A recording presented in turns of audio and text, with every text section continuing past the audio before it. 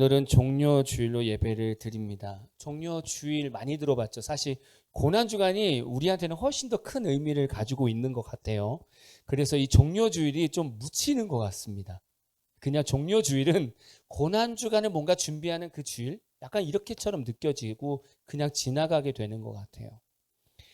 종료주일을 왜 지키게 됐을까? 유래가 뭘까라고 본다면 오늘 말씀하시는 것처럼 예수님께서 십자가 죽음을 위해서 예루살렘으로 입성하는 겁니다. 그것을 우리가 종료주일로 기억하고 기념하는 겁니다. 오늘 종료주일 이 말씀을 통해서 우리는 예수님의 마음을 좀 깨달았으면 좋겠고, 예수님이 어떤 마음으로 예루살렘에 들어가셨을까?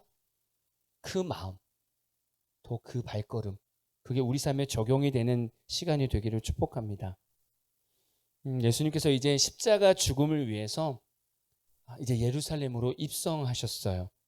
예루살렘이라는 것을 한번 좀 생각해 봤으면 좋겠습니다. 예루살렘은 사실 우리가 늘 듣는 이름인데 BC 천년경에 다윗이 이곳을 점령하게 됩니다. 그리고 다윗성이라고 이름을 붙이기도 하죠. 그리고 거기를 이 왕국의 수도로 정하게 됩니다. 그리고 다윗이 예루살렘을 수도로 정하고 나서 언약궤가 이 예루살렘에 들어오게 되죠. 그래서 이 예루살렘은 이 팔레스타인의 중심지가 됩니다. 그리고 이제 솔로몬 왕이 되었을 때 다윗성 북쪽의 모리아 산상에서 이 성전을 건축하게 되죠. 그 예루살렘 성전입니다. 예루살렘이라는 뜻을 보면 예루는 터, 기초라는 뜻이 있고요. 살렘이라는 것은 평안, 평강이라는 뜻이 있습니다. 그러니까 예루살렘이라고 한다면 평강의 소유, 평화의 도시라고 이해하시면 되겠습니다. 다윗 시대는 이 예루살렘, 즉 평화의 도시에 하나님의 말씀인 언약궤가 들어옴으로써 완전히 하나님이 거하시는 성이 되고 성전이 됐습니다. 그래서 저는 이 예루살렘을 좀 묵상을 했었어요. 도대체 예루살렘이 우리 시대에 보면 무엇을 얘기할까? 여러분 생각해 보세요. 우리 시대의 예루살렘 어디라고 생각하십니까? 물론 여러 가지로 묵상할 수 있겠지만 저는 제일 처음에 제 자신이라고 생각했어요. 내 자신이 예루살렘이라고 생각했어요. 한번 생각해 보세요. 오늘 말씀을 쭉 들으면서 예루살렘을 여러분 자신이라고 한번 계속 대입해서 한번 생각해 보세요. 골로새서 3장 15절 보니까 그리스도의 평강이 너희 마음을 주장하게 하라. 너희는 평강을 위하여 한 몸으로 부르심을 받았나니 너희는 또한 감사하는 자가 되라. 하나님께서 우리를 창조하셨어요. 그리고 나서 하나님께서 원하시는 것은 하나님과 교제하면서 하나님 안에서 평화롭게 살기를 원했어요. 교제하기를 원했다는 거죠. 그게 하나님의 목적이었습니다. 근데 하나님과 이 우리의 사이, 이 평안한 사이가 언제 깨졌습니까? 아담과 하와에서 선악과 사건을 통해서 하나님과 우리의 관계가 깨어졌어요. 평강이 깨지고 죽음이라는 것을 우리는 바라보게 됩니다. 죽음의 삶을 살게 되죠. 근데 지금 골로새서 3장 15절에 그리스도의 평강이 너희 마음을 주장하게 하라는 거예요. 그리스도가 우리 안에 오면 평강이 임하는데 그 평강을 늘 갖고 살라는 겁니다.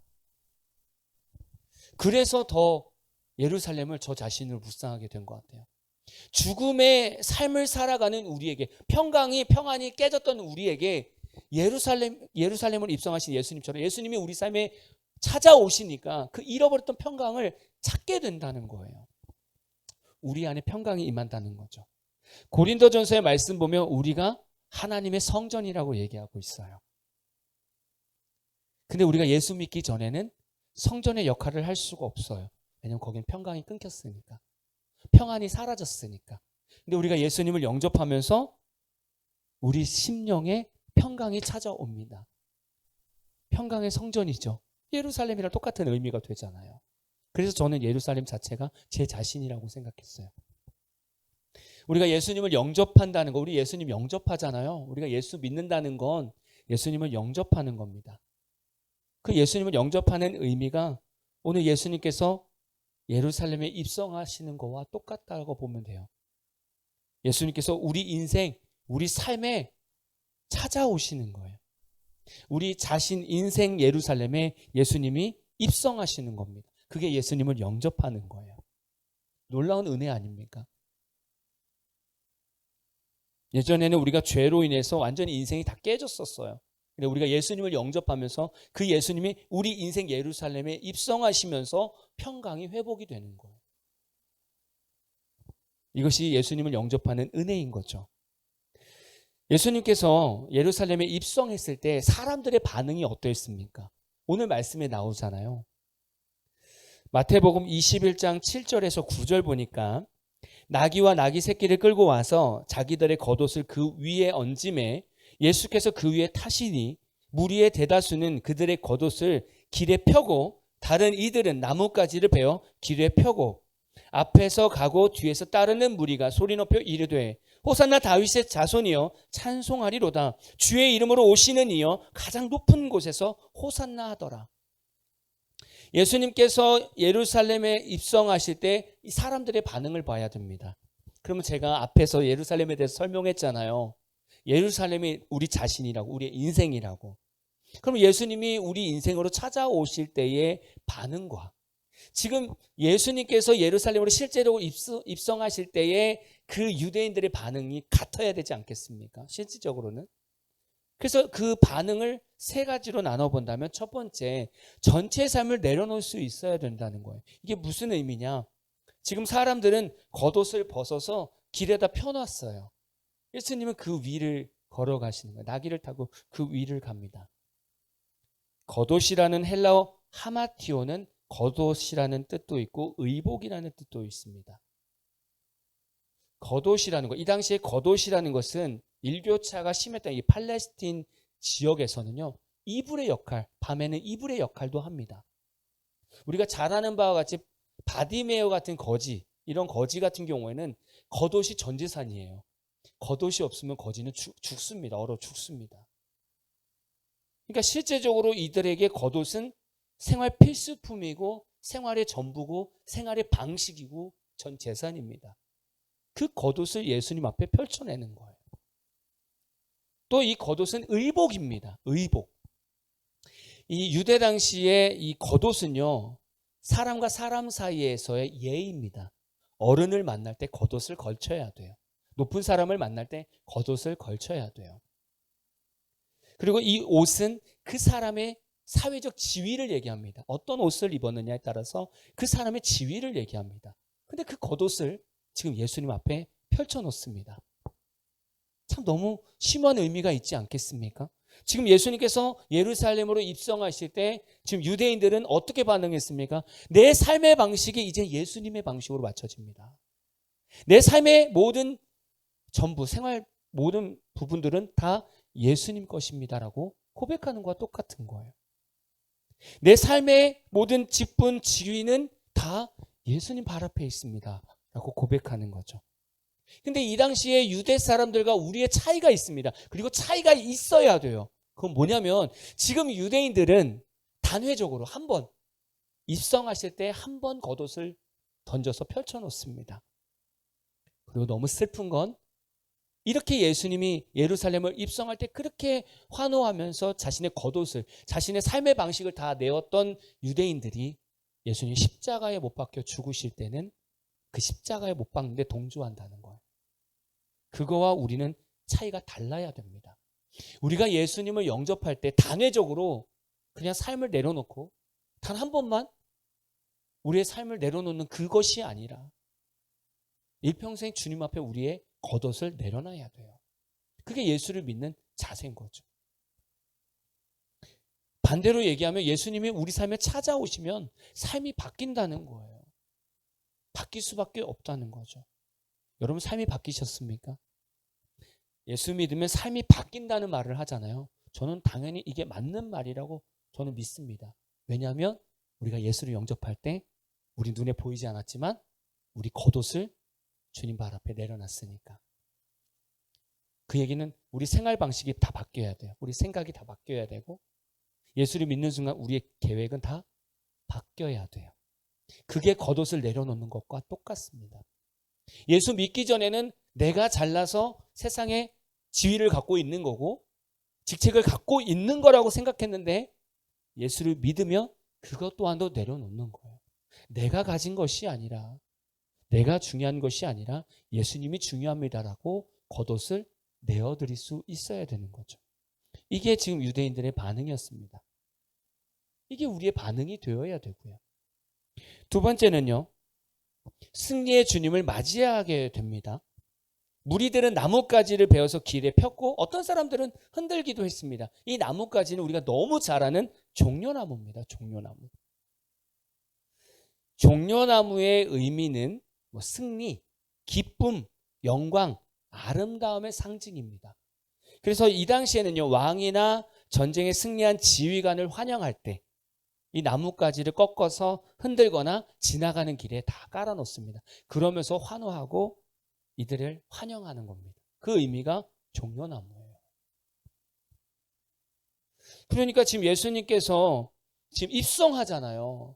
유대인들은 너무 좋은 거예요. 너무 기쁜 거예요. 이제 됐다, 이제 됐다. 예수님께서 사역하는 거 보니까 진짜 너무 기가 막힌 거야. 막 죽은 나사로도 살렸었어.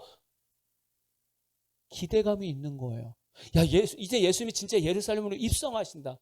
이제 예수님이 들어가셔서 우리를 로마의 압제에서 자유하고 막 기득권자들의 수탈로부터 우리를 보호해 줄 거야.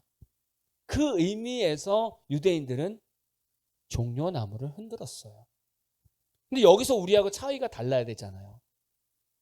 이들은 자신의 입장에서 종려나무를 흔들었다면 우리는 그게 아니잖아요. 우리는 예수님을 믿고 예수님이 십자가 사건을 통해서 죄에서 완전히 승리한 그 삶, 거기서 오는 기쁨을 우리는 만끽해야 된다는 거예요. 그 기쁨이 우리 안에 넘쳐난다는 겁니다. 예수님을 영접하면 죄에서 무너졌던 우리의 삶이 다시 승리함으로 넘어간다는 거예요. 너무나 당연한 말들이지만 사실 우리는 이 삶을 누리지 못하고 있어요. 죄에서 승리하는 인생이 아니라 사실 엄연히 우리는 얘기하면 죄에 끌려다니는 것 같아요. 실제 우리 예수 믿으면서 너무 힘들지 않나요?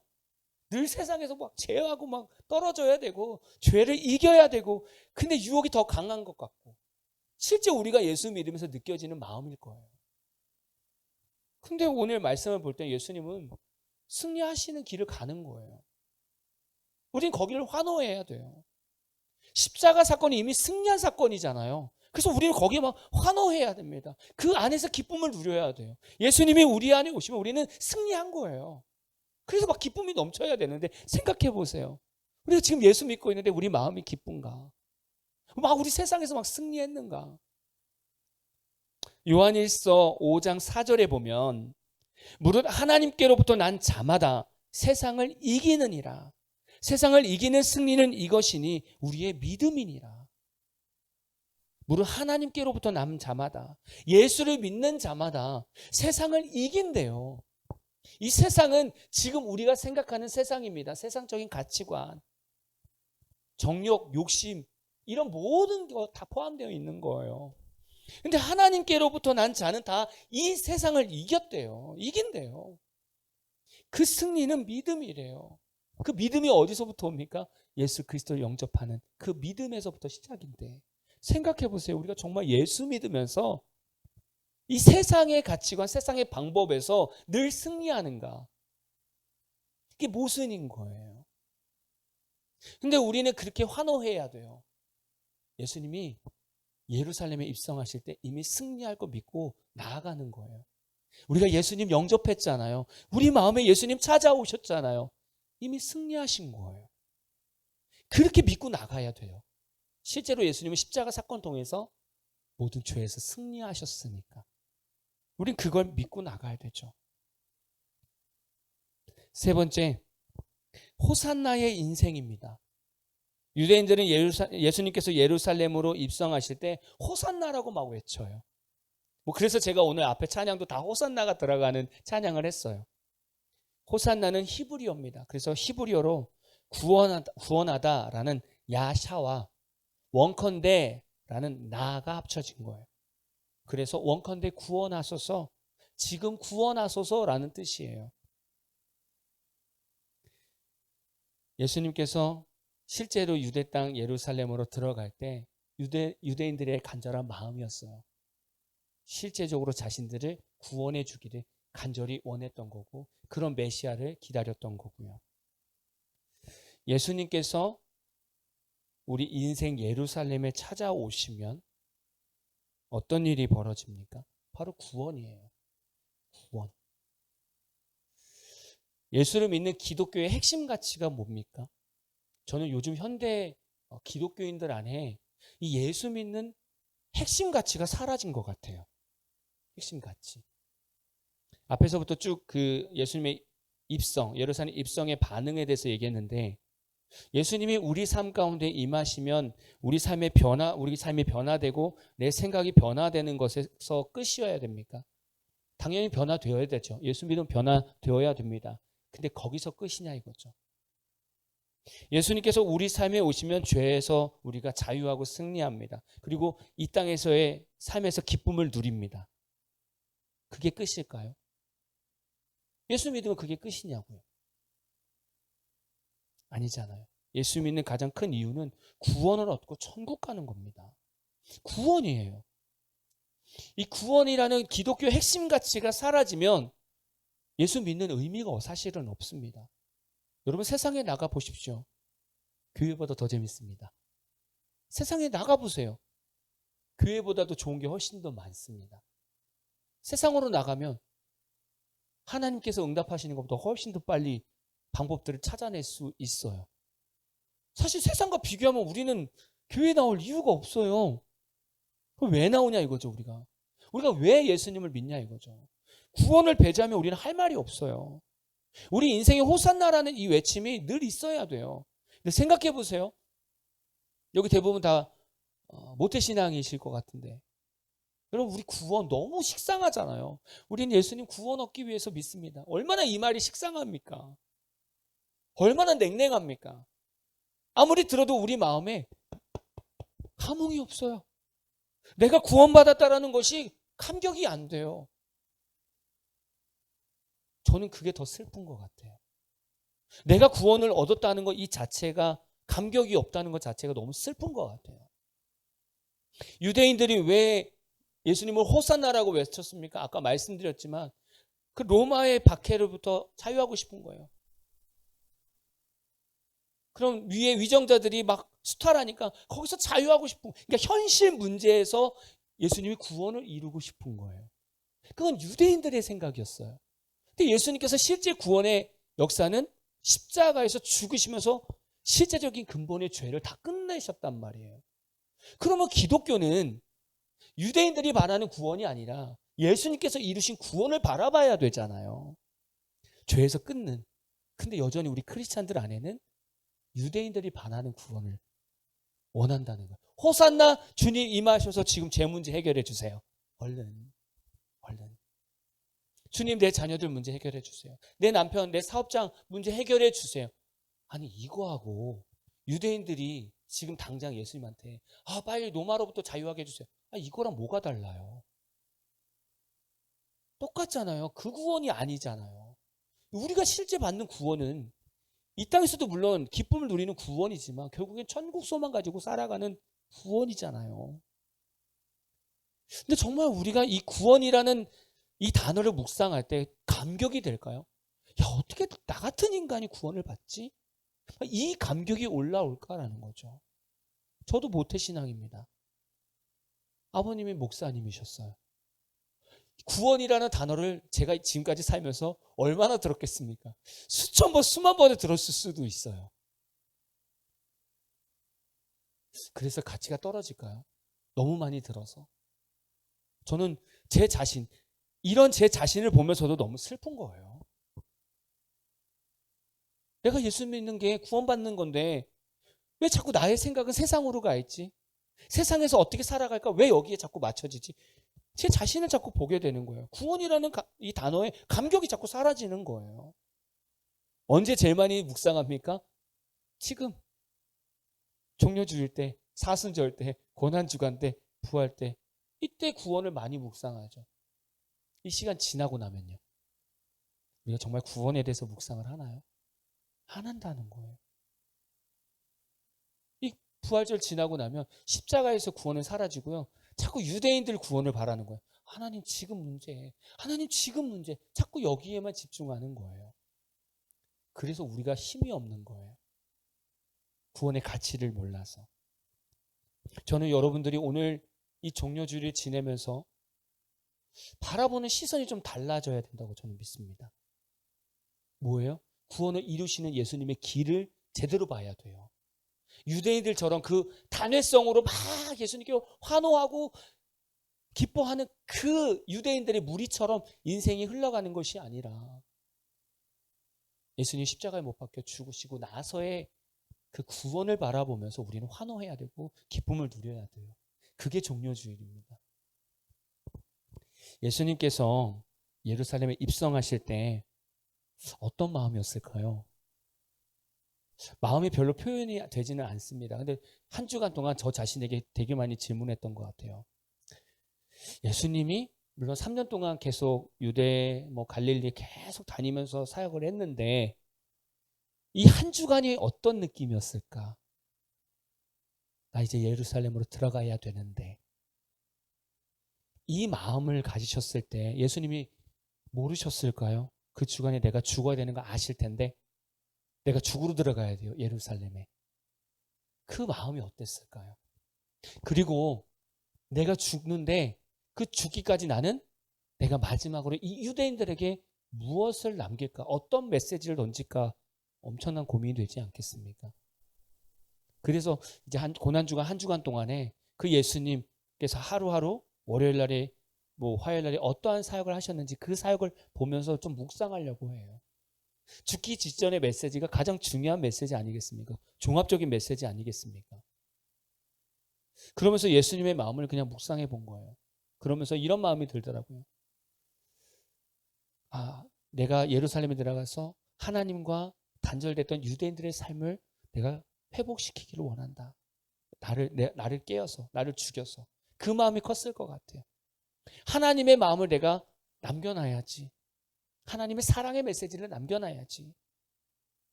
나의 삶을 통해서 아버지께로 올 수 있는 길을 남겨놔야지. 그게 그냥 예수님의 모든 생각이지 않았을까요?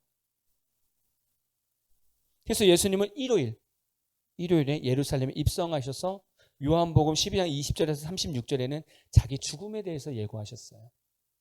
그리고 마태복음 21장 14절에서 17절에서는 성전을 방문합니다. 그러면서 이제 하나하나 풀어져 가기 시작하죠. 여러분, 예수님께서 유대 땅 예루살렘에 입성하실 때의 모습, 또 우리 삶에 찾아오신 예수님, 어떤 예수님입니까? 바로 겸손이지 않습니까? 겸손. 너무나 잘 아는 말씀이에요.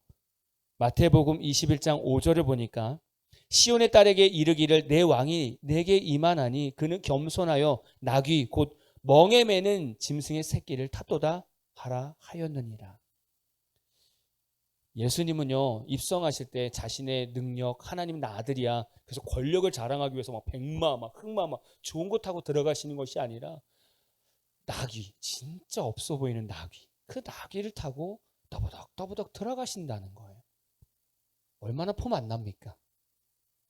얼마나 모자라 보이고 부족해 보이고 연약해 보입니다. 근데 그게 예수님의 모습입니다. 여러분 생각해 보세요. 여러분 예수님 믿으시죠? 예수님이 여러분 삶에 어떻게 다가가셨습니까?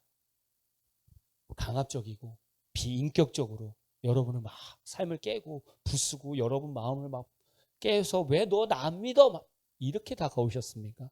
우리 예수님이? 아니에요. 겸손이 무엇인가를 보여주셨어요. 예수님 우리한테 오셨을 때 몸과 마음이 아픈 자에게는 그 마음을 치유해 주시면서 오셨어요.